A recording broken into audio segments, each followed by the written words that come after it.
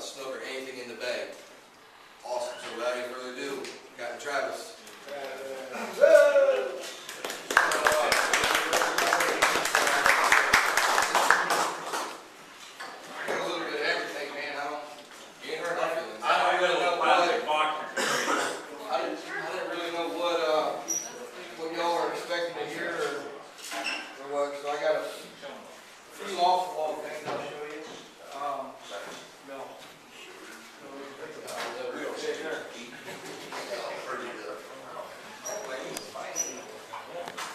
Cards and stuff here too, guys. So if you're interested, you can grab one. It's got my info on it.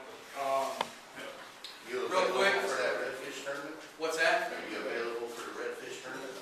Actually, I think there's a. Isn't there a Florida Pro tournament? Not that weekend. Yeah. It's not. It's that Saturday. It is that Saturday. It is. Yeah. Bravo. So I'm gonna keep everybody out. Yes. So yeah, there is because I'm fishing. But anyway, my name is Captain Travis Yaeckel. Born and raised right here.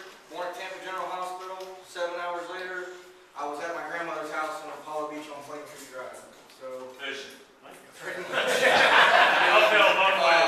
A A lot of this stuff here is old Bahia Beach. I mean, we used to ride our bikes around here, do all kinds of cool stuff, man. A lot of it's changed. A lot of it's changed for the good. And I've been fortunate enough to.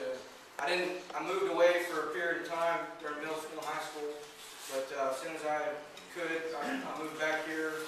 I think I bought a house in '05, I believe. My whole family's from here. They've all lived here, so we've spent a lot of time down here even when I was living over in the Brandon area. But as Tiger said, I'm a full-time fishing guide right here out of Ruskin. I'll keep my boat right here in Little Harbor. You might have seen it. You might know Captain Jason Prieto. I don't know if any of you guys have ever. I know he's talked to the club I think a couple times, but he's a good friend of mine. Helped me out a lot. Showed me a lot of good things and introduced me to a lot of good people. So very fortunate to have him, helping me out. But over the last few years, I've done a lot of inshore charters around the area. I also fish a lot down in Boca Grande, down Port Charlotte, up to Sarasota, back down to Pine Island. Redfish are one of those things. If you kind of fish a lot of redfish tournaments, you'll end up traveling quite a bit of fish all the way up to Texas and Louisiana. So doing that whole side of things as far as competitive fishing, it's been fun. I've learned a lot of different things to bring back here and try and constantly battle with catching redfish in terms of the pressure and the amount of people that are targeting them today. It makes it sort of tough. But so that's kind of where my travels have led. I started out with say professional as fishing redfish tournaments and moved into guiding kind of off of that. And over the last 5 years, that's what I've kind of primarily focused on. Last year, me and my partner, has anybody here fished the IFA Redfish Tour? Anybody heard of it? It's probably one of the biggest, most pronounced redfish tournaments in Florida. Well, me and my partner actually won that event down in Placida last year. So the IFA Pro-Am. So as far as highlights or anything, I'd probably place that one up on the mantle as far as what we've been able to do as far as an accomplishment for us. And we've placed a lot and taken a lot of first places in some local stuff and small local series. So that's been good. Aside from that, inshore fishing around the bay, I normally specialize in live bait. I know we got right here, he's a big time artificial guy. So I normally do artificial more in the winter time. When the water clears up a little bit, we do some sight fishing. But primarily this time of year and throughout, through the summer and into fall, we normally live bait. I'm sure most of you guys, if you've been out on the flats here, you've noticed the high presence of, what we call greenbacks, and that's been the bait of choice, particularly early in the morning and later in the evening, going to more of a cut bait pattern, if that makes sense, where you use pin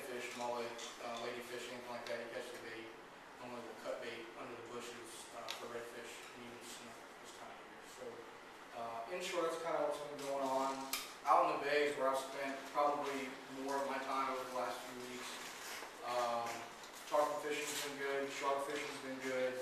We've been doing good with groupers and snappers inside Tampa Bay.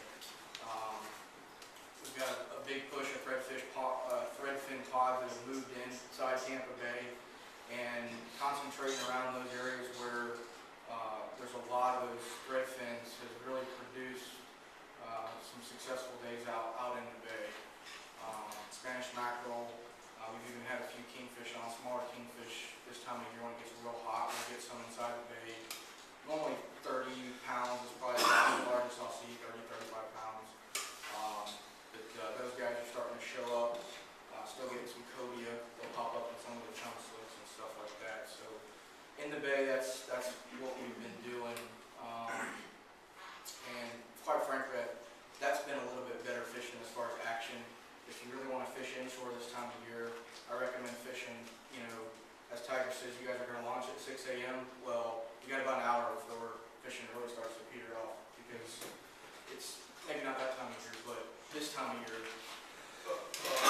especially if you're going to throw artificials for us anyway.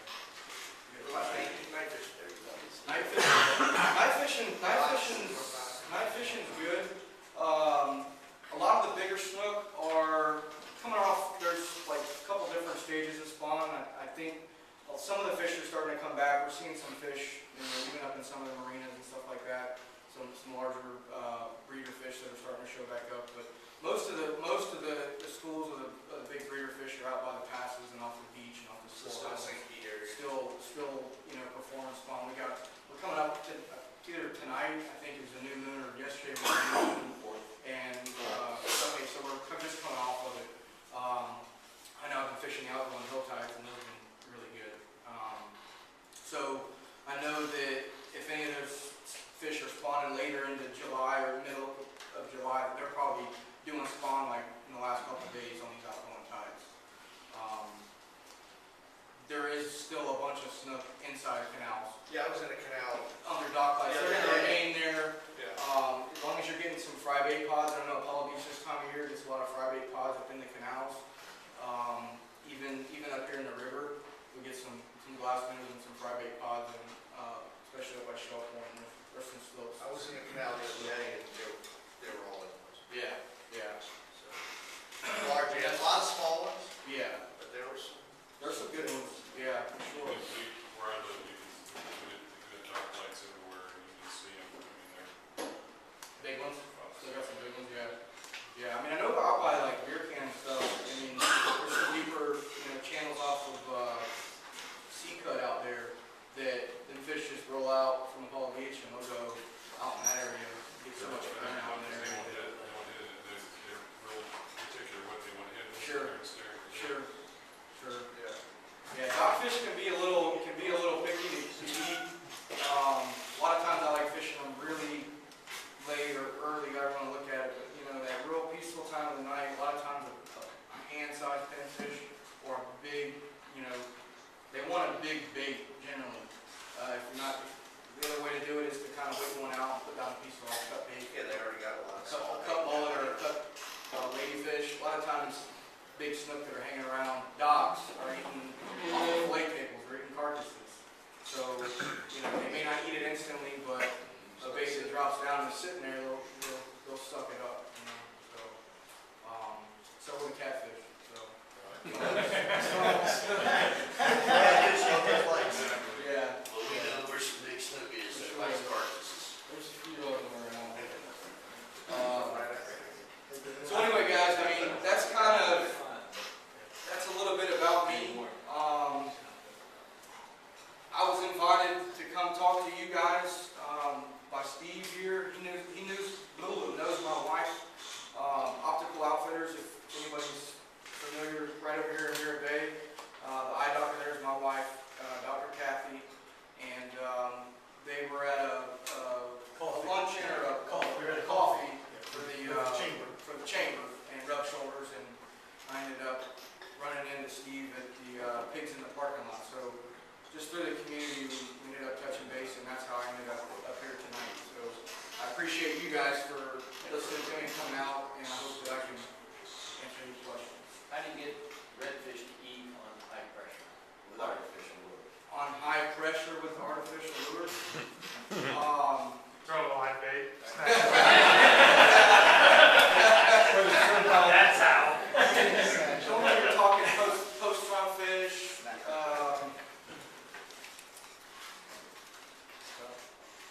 maybe top water. I don't really know off the top of my hand, but I bet you do.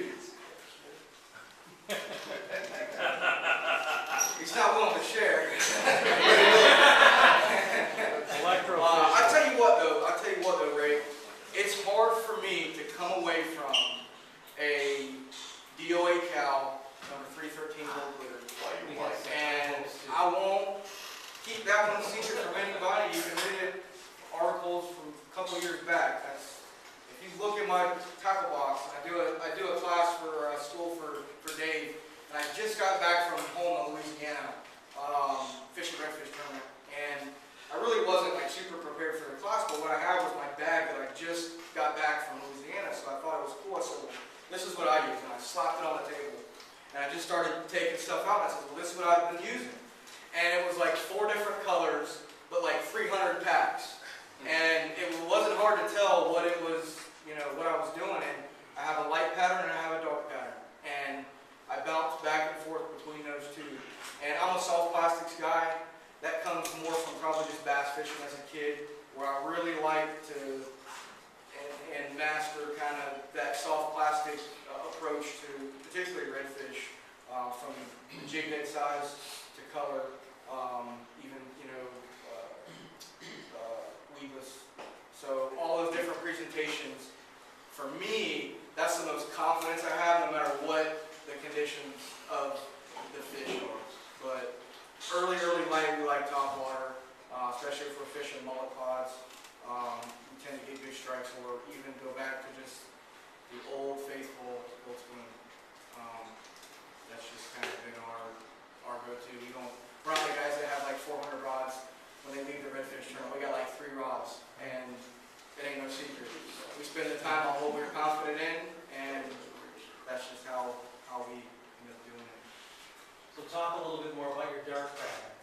The dark pattern? Yeah. I like 2 different patterns in particular. I like a root beer pattern, which is like the DOA product makes a really good root beer, where it's a dark, rich, brownish purple with a good gold flake, a high gold flake in it. And I also like a purple demon color, a purple color. So those are my 2, I would say, top. And then I actually have some green. I'll go to a green pattern too. So you find that's about as far as you find that the purple works out here kind of like it did in your bass days? Purple, back in the bass days, it was June bug. Yeah. They don't make a color like that. I don't think in the DOA product, but they might call it that. But it's a similar, color. They make a really close color. But yeah, I do. And honestly, the purple and even the root beer I find is really good on trout. The purple in particular seems to be really good. I like to use the Mirror product, the Little John. That's a pretty neat bait too. I kind of mix up my soft plastics. That's about as far as I go out of soft plastics though, is the DOA cow and the Mirror Little John. Then I work into hard plastics. I'll go up to suspending twitch baits to Little John or Mirrodines, and up the list. So you throw in those darker patterns in the murked up water, kind of like you did with bass too? Yeah. I mean, the kind of theory is match the color, sort of, or match the color of the water. So if you got dark water, you use a dark bait. If you got light water, you use a lighter white or silver flake or gold flake. It's not always the case. I mean, I named my company Instinct Fishing Co. because I'm one of the guys, and my cousin gets me all the time. I'll go off the box. Oh, it's dark. You're supposed to throw this. And I'll throw a chartreuse or something and start whacking. So I think that in general, most of those patterns and most of those techniques that you see published everywhere are true. But there are times when you're struggling, and no matter what you're doing textbook-wise, it isn't working, you switch it up, The key is the confidence. So, like for us, when we're fishing good water, we're fishing good fish, we're confident because we've pre-fished or we've done other things, especially for a tournament, that we know these fish will eat these colors, we know these fish will react to these baits. It's a matter of either A, they're not ready to feed yet, they're uncomfortable, you know, they've been pressured, you know, so on and so forth. Redfish is a little bit different, especially when you target them competitively. You know, if I'm just going out on a fishing charter, man, I load up a live well full of white bait, and I just start unloading it, and I'll see a fish boil, and I'll fish them. If not, I'll keep moving, or sometimes I'll get in the tower and I'll trolling it around. The wrong way to find redfish is to go blowing up shorelines and spooking them out. That's the wrong way to catch redfish. That's the way you move them around to where the next day they're in a half mile down the flat, you know. And I'm not afraid to say that and argue against anybody that's burning up shorelines. It's not cool, man. When I was a young kid, I could paddle my John boat or kayak or canoe at that point, right out here off of Big Pass, between Big Pass and down here in Little Harbor. And there, at any low tide, outgoing tide, there'd be 2 or 3 giant schools of redfish that you couldn't do anything with. I mean, just all over the place.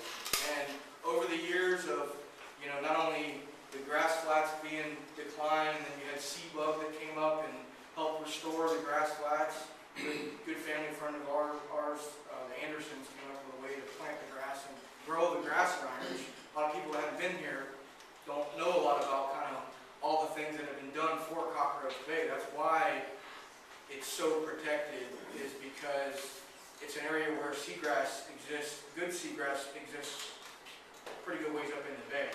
Go out to Fort DeSoto and look at that grass. They get the tidal flow, they get, you know, other nutrients that are coming in off that rich seawater that, you know, lets that grass thrive. And I think around here, it's a little more up to us to protect those areas. And you can see when you do, look at Port Manatee, look at behind Port Manatee inside the restricted zone, that's loaded with grass. What was awesome is that I read, I think the end of last year, they reported that the seagrass levels today in Tampa Bay are the highest they've ever recorded, and they've been recording since like 1955. Yeah. And the seagrass levels, because of those efforts, are the highest. And believe it or not, the water quality is the best as they've ever seen since 1955 when they started recording. I can believe it, man, and especially in the wintertime, you can really see where you've come from on the last year. You can really see once we hit, you know, September and start to break into those first couple little cold fronts, that water will, like you put OxyClean in it, just go, and you can really see the new growth in the grass.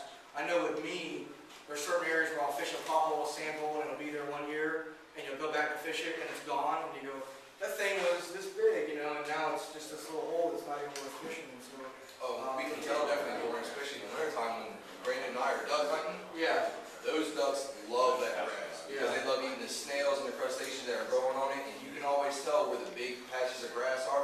Like right here in front of Little Harbor, yeah. where this grass has gotten so thick, you can come out here any day and see about 500,000 ducks in my life. No, he's not. With ease, 500,000 ducks. Shoot them. Oh, that's exactly what we do. This is exactly what we do too. So anyway, you know, that's kind of a little bit about the little inshore stuff and kind of the redfish stuff. The other thing that I was going to kind of talk to you about, we can stay on inshore, we can do whatever you guys want to do, but there's a couple things that I wanted to kind of go over, and it's something that for me is helping on charters, especially, you know, I get a lot of people that come into town and just want to catch fish, or they want to catch a big fish, or I get all different kind of requests for things to do. One of the biggest things when somebody pays me to go fishing is to catch fish. And guiding, I've realized that I have to take a client's expectations and put them on my boat, and not my expectations. Okay? So where I'm kind of going with that is, you know, I want to talk about some mackerel fishing, some shark fishing, some tarpon fishing, and some stuff that's been pretty good for us here inside the bay. One of the things that we kind of touched on was the redfin schools, redfin pods. Do most of you guys throw a cast net? I mean, you guys cast net and stuff? Okay. So one of the things that it's really kind of unique to do this time of year is when we have this influx of bait, these redfins inside the bay, is you can net up, you know, a couple netfuls of them, put them in a cooler, and go to some of our local channels and passes, and you can really chum up some good fish this time of year. Normally what you do is you'll, kind of a trade, you know, not necessarily a secret, but something that you want to do, and if you can do, is when you catch your thread fins, put them right on ice. Put your bait, your cut baits, right on ice into a brine or a slush. Put a little salt in there, just regular table salt, it's like 70 cents a can. What that's going to do is, scientifically, I don't really know, it kind of like purges the bait, I think, and makes them release their air, if I'm not mistaken. But it also hardens the skin on them so that they sink. Any bait that you brine, just like sailfish and marlin baits, when they brine them, is to toughen up the skin so that you don't get mush when you pull them out of the water. And when you brine your baits, especially your cut baits, they'll sink to the bottom. You won't get any baits floating around and attract all the birds. The other step is to cut them up. This year, we kind of, me and a couple buddies of mine for tarpon season, we came up with these. And it's nothing I created. A lot of guys have seen like Wicked Tuna or whatever, and I've seen, that's kind of where I saw it. I saw guys using these. And a buddy of mine put our heads together, he's got a CNC company, and we built a handful of them. And what they are is you load this with thread fins or cut baits, stack them all in there, and then just run your knife through there.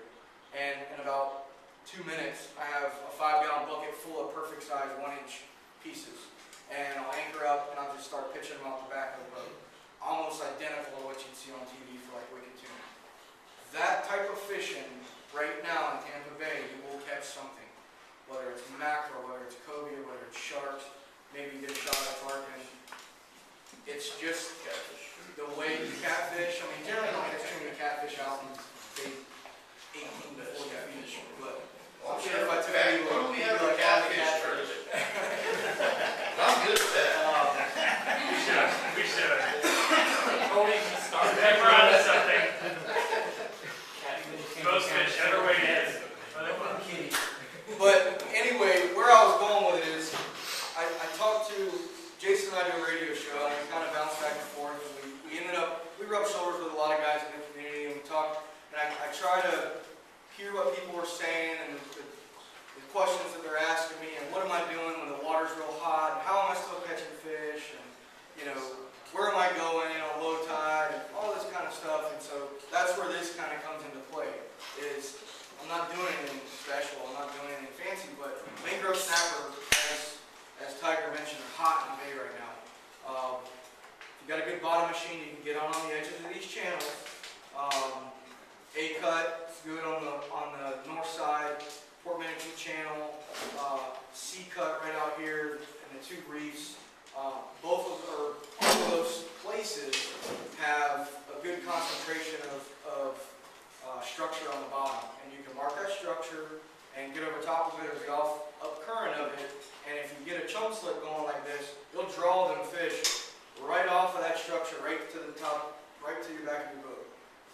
We've been doing it here pretty good lately, and like I said, mackerel, even some of the big schools of jacks are starting to show up out in the bay. We've seen quite a few of those, and they'll come up in the chum slick. And you want to talk about chaos, when you got 3 or 4 rods just free lining back, and a school like 10-pound jacks comes through, you'll think that, you know, yeah, I mean, it goes nuts.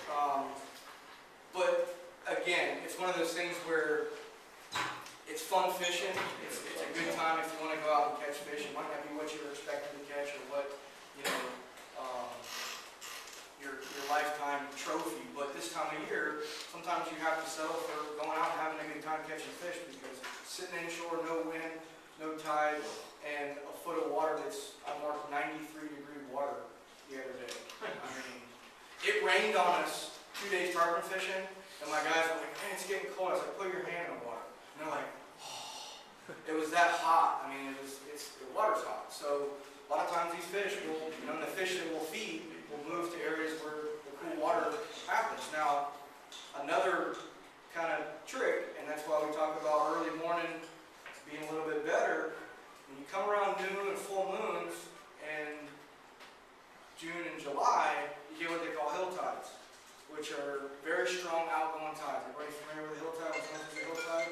That's generally what they're talking about. Is around noon and full moon, the tide will come in a little bit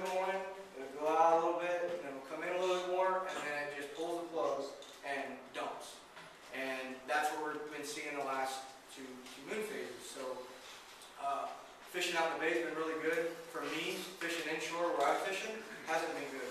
It's taken all that water that's sat in 1.5 to 2 feet for 6 to 8 hours at 93 degrees and it's pushing it out across the flat. And where I know fish are at, we haven't really been catching a lot of them.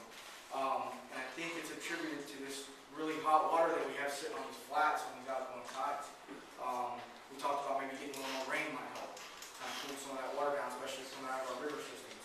Might help some of our local right here flats fishing. Get out towards Egmont, or get out towards Fort DeSoto, it's a different story. But the key to that is fishing early. On those incoming tides, we get that cooler Gulf water coming in and flooding up on these flats. And we found fishing's been a little bit better. A little bit more activity. Same areas that you might fish in the afternoon or wherever, fish is still there, they're just a little more responsive. That cooler water coming in, and with the amount of fry bait, it'll push up into the shallow areas instead of sitting out on the outside of the water. So that's a little key. A lot of times you got to throw artificials in the morning. I've done that quite a bit over the last couple of weeks where we'll go out and while I'm catching bait or while we're going to look for bait, I'll have artificials tied on top waters or weedless soft plastics. And I'll have my guys, while I'm kind of looking around a little bit, I'll have them throwing some soft plastics and we'll be catching trout and redfish first thing in the morning around the fry bait schools. No giant fish, but we'll definitely put a few across the fillet table right out of the chute. So something to consider as well. How much time do we have? We keep talking. He's tired. Stop. I mean, the only thing I was going to bring some inshore gear. I don't know, like I said, it's the first time I've talked to you guys, so I don't know. I know if you talk to a lot of the local captains, and you probably talk about inshore like all the time, as far as what you're going to use, what tackle, what lines, leaders, rigs, any of that kind of stuff. If you want to go over, I'd be more than happy to cover it. Do you fish redfish around Egmont? What's that? Do you fish for redfish around Egmont? I have several times in that crystal clear water. I have. Yeah. It's been probably a year or so since I've been out that way though. Last year we looked in the summertime and we ended up going the other side of the route. But I do know the area pretty. I think what's crazy about fishing Egmont, especially for the redfish, they are so white. Oh, they blend right in with the sand. If you don't know what you're looking for, You can't see them. you can't see them. And then when I say there's hundreds of them there sometimes, there are 100, but they're all white. Yeah. Like there is no bronze to them at all whatsoever. If you get to the fit out there, it's you're. Are you talking backside of Egmont? A little bit of both. It depends on certain times of the year. Look it out on the beach side. Look it out in the cross. Like slope a little bit. And then I get on the other side. What are your rules for using greenbacks when you hook them through the lips to the back of the stomach? Oh, you can ask anybody around here my theory on that. I'm like hardcore tail hooker. Yes. You won't find me hooking a bait in the mouth hardly ever. If I do, it's because I'm trout fishing. And what I'll do when I'm trout fishing is I'll put a live bait on a cork and I'll nose hook them and I'll have my clients reel them in real slow. And just so the bait just cruises across the top of the grass. Do a popper cord. Throw on a popping cord, you can use Cajun Thunder, you can use Cobalt Tackle makes a really nice snap-on cord. It's got a little rattle in it. I really like that product because I can take the same rig and take it on and off, and then go back to a free line and put a cork on, kind of simultaneously. So I really like the snap-on cords. Snap them on your leader, not on your line. Normally you've got a lighter, say 8 to 10 pound main line down to a 20, 25 pound fluorocarbon leader. Snap, make your leader long enough to where you can snap a cork on it if you're doing that. A lot of times that cork will break that main line. So what's the best leader line? What test is for redfish? 20, 25, 30? In the wintertime, man, I've gotten down to 10 where you're just trying to get one to eat. It really depends on a couple different things. I would say out of the box, if you said pick one thing to go red fishing, I'd probably pick 20 pound leader, 15 to 20. It really depends on live bait or if I'm artificial. If I'm going artificial, I'll go with 15. If I'm going to use live bait or cut bait, I'd probably go with 20. Just because I'm fishing with a little bit bigger hook, I'm fishing with I fish with a 3 to 4 aught circle hook, depending on my bait size, maybe a 2 go up to, I mean, I fished redfish in Boca Grande, up on a 5/0 circle hook with a pinfish almost the size of your hand. So it varies. The Flats-Master series was a kind of, I think it's kind of fell off in popularity, but I fished it for about 6 years. What's It's that? all, it's moved to completely down in front of the water. Yeah, I mean, I fished a couple years up here, but I fished it in Punta Gorda for, I think, almost 6 years, 6, 7 years. And it's a live bait tournament, so you can fish whatever you want. And, you know, the key was a redfish will not generally pass up a pinfish. And I have a theory about that. Some people disagree, but in South Florida, or just a little bit south of Florida, down in Boca Grande, Punta Gorda, Pine Island Sound, their snook population is a little different. They get a heavy influx of redfish and snook in the same areas, where you may fish a shoreline and catch, you know, snook, redfish on certain times of the year. And when you're fishing a tournament, when you get a good shoreline or a good point that you got good fish there, you need 2 redfish. And so you're targeting redfish. By chumming live bait sometimes, you can get the snook fired up and you can't get to a redfish. So pinfish for me has always been a bait of choice for redfish, particularly when I'm live baiting. Theory of that is the redfish's mouth is on the bottom. When snooker actives are coming up to the surface. Generally, when you chum with a whitebait or sardine, they generally come to the surface and they're floating around. They generally don't go to the bottom and will flap around the bottom. But when you have, you know, a mixture of species feeding, the redfish tend to be on the bottom of that pile. That's not all the time. I mean, they'll come up to the surface and get one. But in general, I'll fish a pinfish or something on the bottom if I know there's redfish around and I'm not, you know, kind of catching them. So that's just a little. You use a lead? I also will clip a tail on a whitebait. I do that a lot, especially in spring.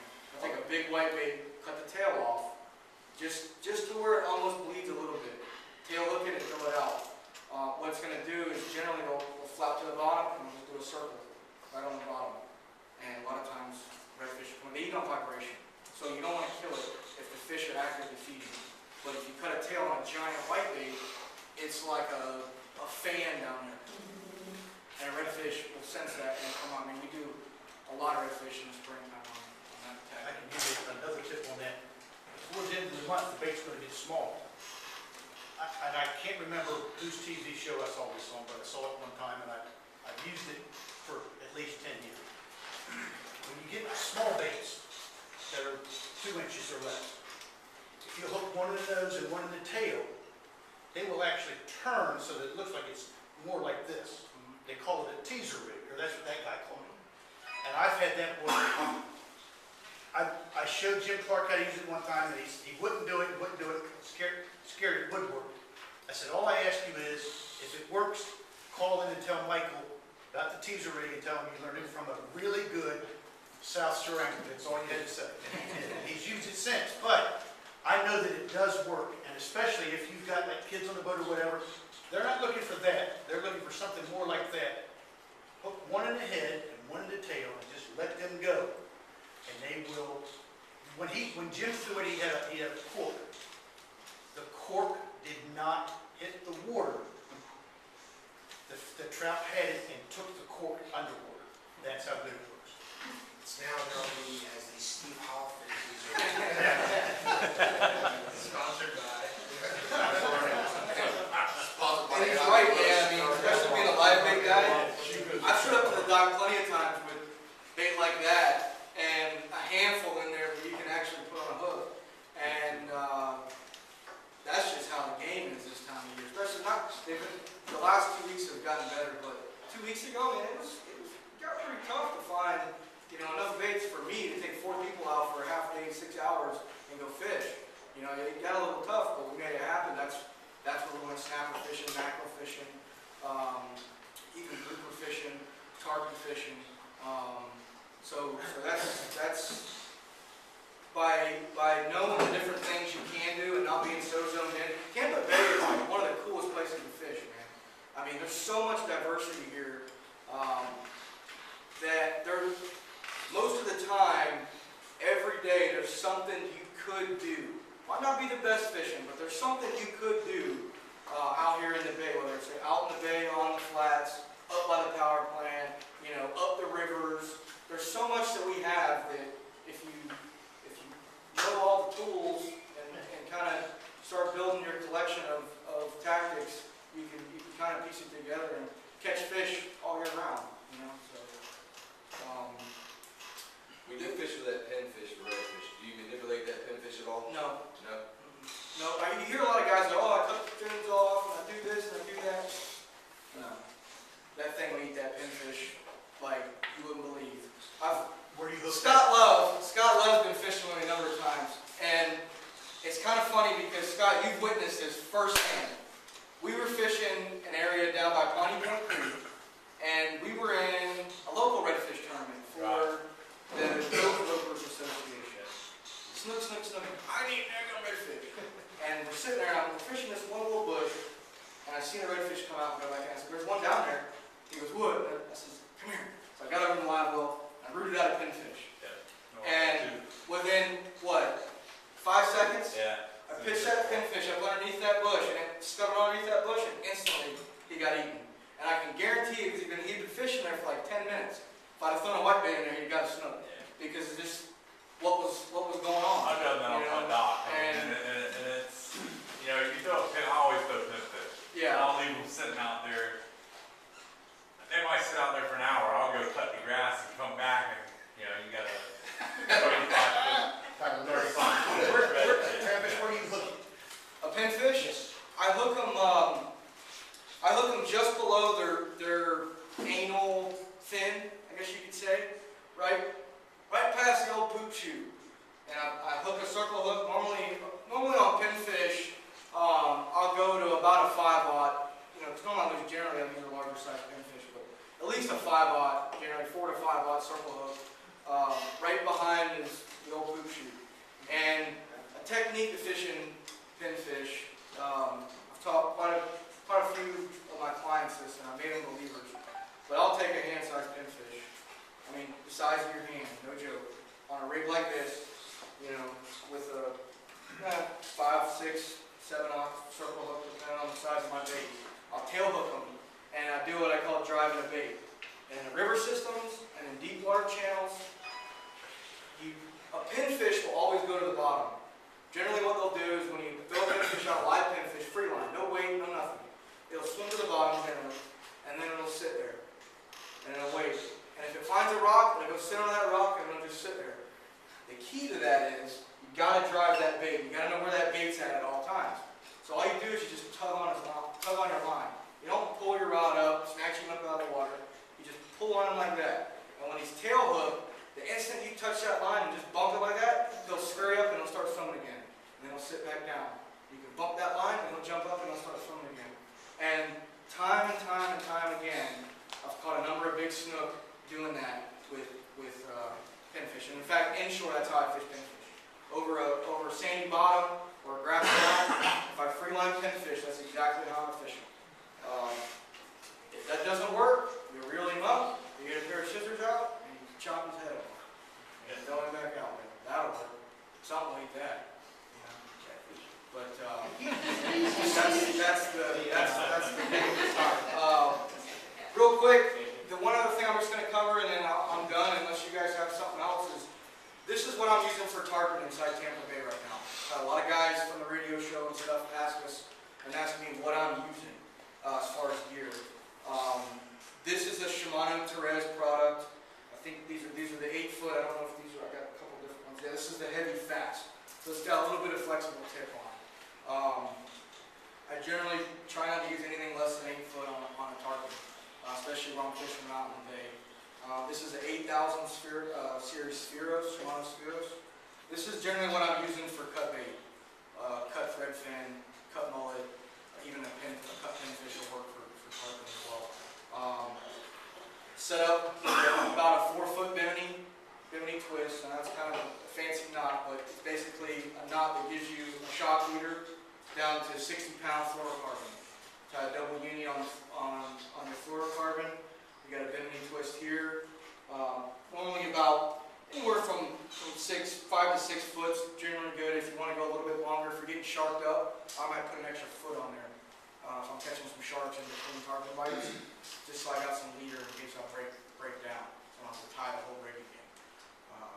Travis, say you're using a double line on the braid or a double line on the leader? I've got, what I do is I come off that Bimini. This is 40-pound. I use Finn's braid. All wind tamer product is the one that I prefer on all my stuff. This is 40-pound wind tamer down to a. So your No, that's not the Bimini's question. tied in the braid, not in The the. Bimini's in the It's not braid. really a shock leader anymore, but it does Well, stretch. yeah, you're right. This isn't gonna stretch. You're right. But the strength of this, like what I've found is if I go 60 to 40, Right. this right here breaks on me all the time because this, when this shocks, this ends up breaking if I'm tied just to this. And it almost gives me, I found for me, I break off a lot less fish, and if I break them off, I'm breaking them off down here at my leader for me. Now, there's another thing I want to cover, and if you tarpon fish at Tampa Bay, it's something that I want to cover. But basically, so I put a Bimini in this, also to increase my diameter for that double uni for 60-pound braid. I can, on 40-pound, I can double that up and I can actually get a double uni in 80. But I found I don't generally go to 80 inside the boat. I don't. 60-pound fluorocarbon, normally what I do is I do an arm length. So I go about like that, that's about 5.5 feet or so. And I'll just kind of pull a little slack off to tie my knots and that's what I've got. I smell every one of my circle hooks. Every one of them. I don't care if it's when I'm sheepshead fishing, all the way up to shark fishing. I smell every one of my circle hooks. And I use a straight shank circle hook. A good friend of mine is an offshore charter captain down in Key West, and he hooked me on this a while ago. And he explained to me that the way that a circle hook works and a straight shank is if you put a loop knot in this circle hook, that circle hook can be floating all around inside that fish's mouth. Okay? When you tie that shank to that line, and you do it right, and that fish comes up and takes that bait, and you wait, you don't snatch, when you pull on that line, you're pulling on the shank. You might have had a loop and your line might have been up here, and you might have pulled it whatever which way. You're always pulling on the shank of that hook, which is where you want to pull to set a circle hook. So for me, I'm not saying it's the only way to do it, but for me, on my charters, and the way I fish, that's how I tie every one of my circle hooks. So if you're ever interested in learning how to tie one, they're really easy, and I can show you. So it's definitely helpful. But that's kind of my tarpon rig. If I'm fishing some deep water stuff and the tide's honking a little bit, sometimes I'll put a slip weight on here. I'll put an egg sinker on between the main line on the leader, just like you'd be grouper fishing, And generally inside the bay, it can be anywhere from ½ ounce all the way up to about 4. You don't really need a whole lot as far as weight. But this is like generally my cut bait rig or larger bait rig. Another cool thing that I wanted to show you guys, I fish a lot of crabs inside Tampa Bay. I should have been out fishing crabs tonight. But when you fish a crab bite, it can be a little different, it can be a little sensitive. And one of the things that has helped me and my clients in particular, somebody who can't necessarily or doesn't have a good enough ability to free line, okay? Because free line it can be tough, especially when you're fishing for big fish.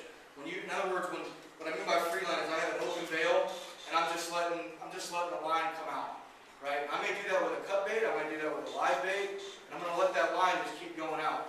Well, when a 150 pound fish comes and actually takes that bait, you better have it in your brain as second nature to know to flip the bail and start reeling. Because you hear a lot of trying to close the bail a lot of the time. One of the things that has really helped me reduce that with my clients is what they call a bait runner. I don't know if anybody's ever seen one, but basically Shimano makes a product called a bait runner. And what it does is it has 2 different drag systems. So you have a lever back here that engages your light drag. So normally I freeline off of that. And I let them freeline this bait, and I'll loosen this up. This is what I freeline off of. When I hear that bait screaming out, all they have to do is click over, and now they're into their main drag, and they set the hook on the fish. it's a lot less going on in your brain, and I'm hooking a lot more fish by using something like that. For me personally, where I'm fishing, you don't put a tarpon rod in a rod holder, because the second you do, you're going to get ate and you're not going to get it out. Trust me, I've been there a number of times where, oh, it's kind of slow, I'm just going to stick it in the rod holder. And by the time you can get over there and you're trying to pry it out, the fish jumps, game over. And so this is a really cool way to kind of get around it. It works great for kingfish, works great for mackerel fishing or cobia fishing. Like when I'm fishing in the spring, I'll throw one out the back like a live thready, and I'll put my bait runner on, and I'll get it way out there, and I'll just let it sit. And anything on the surface will come up and snatch it, and I've got time to lock it into the main drag and catch the fish. So those are just some things as far as bait fishing go that, you know, for me, I thought it would be useful to kind of show you some things that have really helped us kind of capitalize on some of the stuff out in the bay right now, particularly, I'd say, tarpon and even kingfish. So that's about all I got, man. I mean, I'm open for anything. I'll sit here and ramble all night. Are you cut baiting for tarpon right now, or are you doing? It's a mixture of both. I'll tell you that just a rule of thumb right now has been live bait, whether it's crabs or live threadfin in the morning, up until about 7:30, 8 o'clock, and then I go to more of a cut bait pattern. But if fish are up rolling, and they're what they call tarpon, what they call daisy chaining, when they're up daisy chaining, it's hard to get them to eat sometimes. What I've found is a crab has been working, and I use my trolling motor. I'm not an anchor. I got a Rodan trolling motor, which makes my life like completely unbelievable. I've set up on snapper, I've set up on grouper, I set up on tarpon. I'll sit out in the middle of channels and hit spot lock on my GPS anchor and freeline baits when I see a pot of tarpon.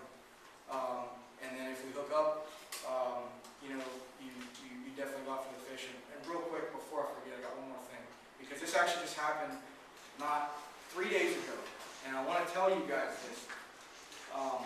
When you're fishing for tarpon, and you're fishing for them in a couple different places along our channels, whether it's the T-cut out in front of Port Manatee, whether it's inside Port Manatee, whether it's on A-cut, C-cut, whatever, wherever you're fishing, you've got ledges that go from 12, 18, down to 40 feet, okay? They drop off. You can see them with the most basic machine.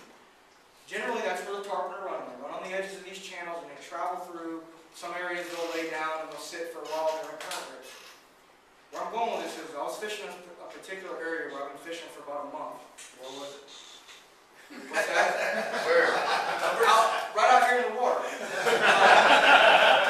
But I was on anchor about, I'd say probably 150 to 200 yards away to the east of a gentleman. He was to the west of me, anchored up. I didn't see the fish rolling like I wanted to, so I pulled my anchor up and I started idling on my big motor up the channel. It's a wide channel, live on the channel. All of a sudden, as we're kind of going by, the guy hooks up on a tarpon. I see it jump. Oh, look. So I was like, well, look, he hooked one up right there, so we weren't too far off, you know? Well, about that time, I see him reeling up, and he's throwing again. Well, he hooks another one. Boom. These are like, I'd say 80-pound, 90-pound class fish. Well, he gets all excited, runs around the other side of the boat, gets another bait out, throws another one out, hooks another fish. All the while, still sitting on his anchor. About 50 yards, probably not even that, probably 25 yards away from the drop-off on the channel. Guys, when you hook a tarpon, especially these tarpon, I've fished them since I was a peanut, they go to deep water. They don't run around in 12 foot because they like it. They go down and they sound when you hook them.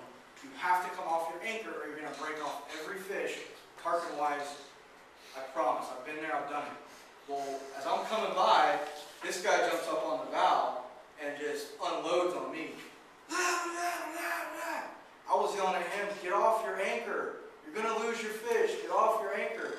Well, he's yelling at me thinking I'm trying to, I don't know, steal a spot or whatever.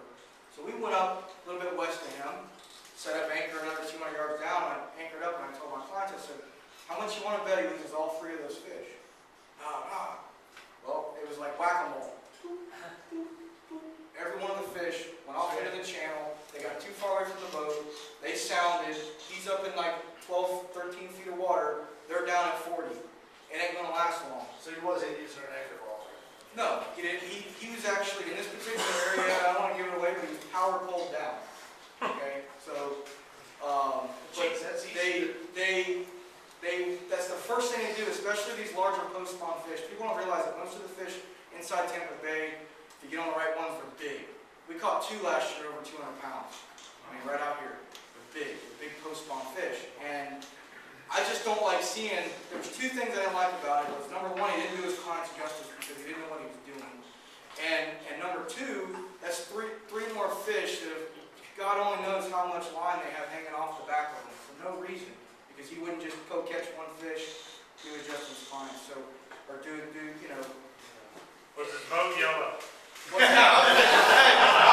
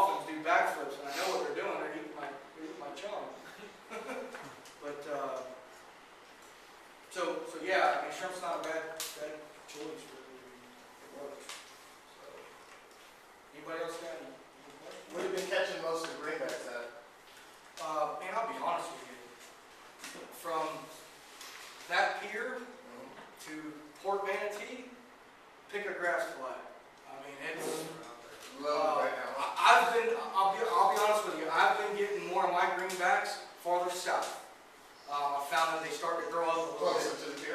Closer towards Port Manatee. Okay.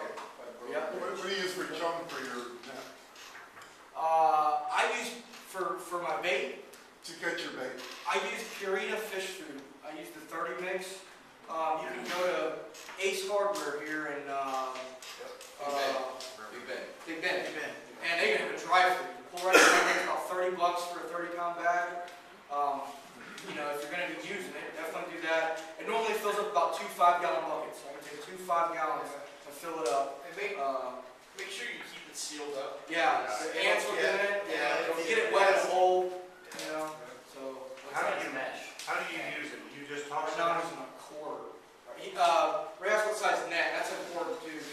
These smaller baits, guys, you don't want to throw your 3/8 net on them. You'll get them in a boat, and if they don't Christmas tree and they fall out, they're already half dead. Trust me. When you get them in a live well, they're gonna go and they fall over. And you get to your first fishing spot, and you're gonna be like, man, what the heck? So 1/4 inch net, and I'll be completely honest with you, I even have an 1/8 inch like minimum net. When I snap a fish, I'll go up there and find the smallest stuff I can get, and I use that as a chunk.